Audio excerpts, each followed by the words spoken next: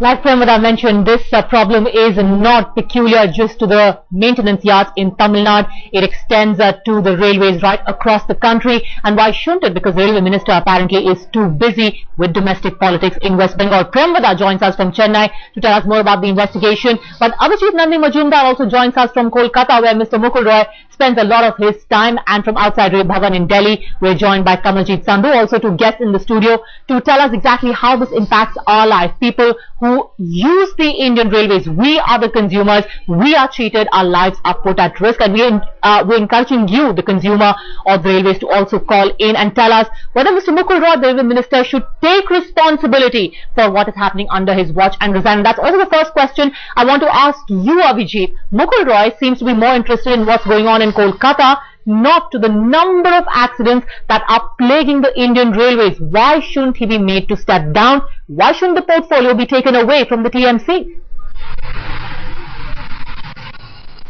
Padmaja, that's been a question that has been raised by the Congress here over an obscene number of times. That's been a question that's uppermost in everybody's mind.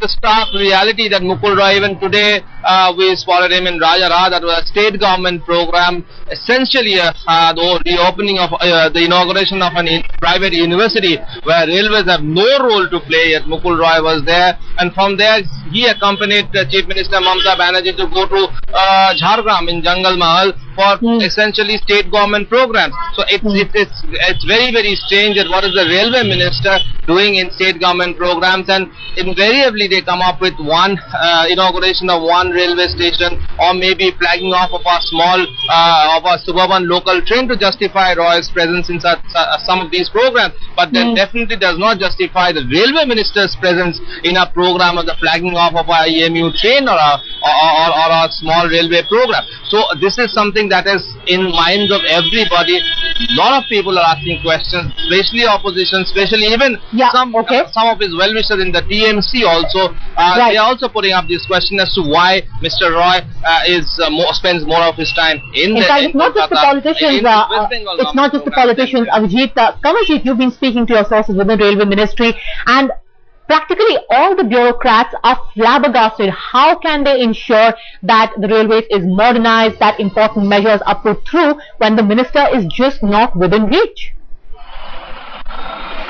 Well, definitely so. If there's a vacuum at the helm of affairs, remember, initially it was Mamata Banerjee, then it was Mukul Roy.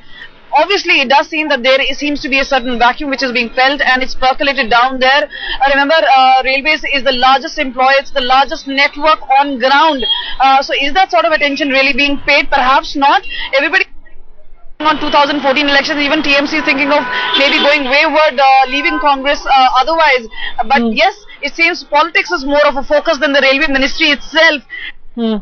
Spoken to all of them are saying the same thing. Perhaps that attention is required at railways. It is in an apathetic state at this point of time. So yes, on ground a lot needs to be done, but who's going to be doing it when the person at the helm of affairs seems to be missing in action? In fact, Premada, since you have carried out the entire investigation, just enumerate for us all the problems that these people who are actually responsible for ensuring that we have safe rail travel, what are the kind of problems these people are facing? They say they don't have enough salaries, not enough facilities. How can they possibly ensure that the coaches are in perfect health?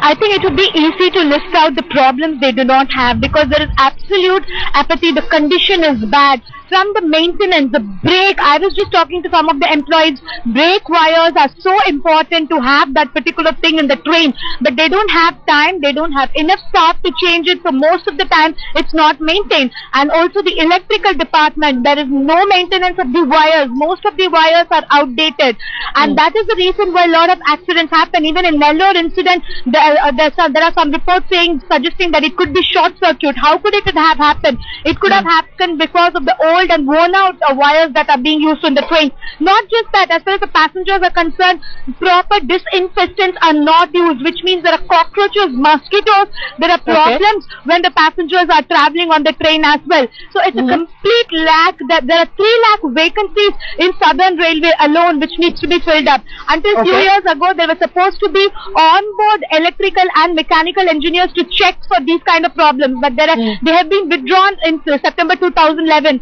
So this just reflects the kind of maintenance and the risk and the danger we are putting our passengers into.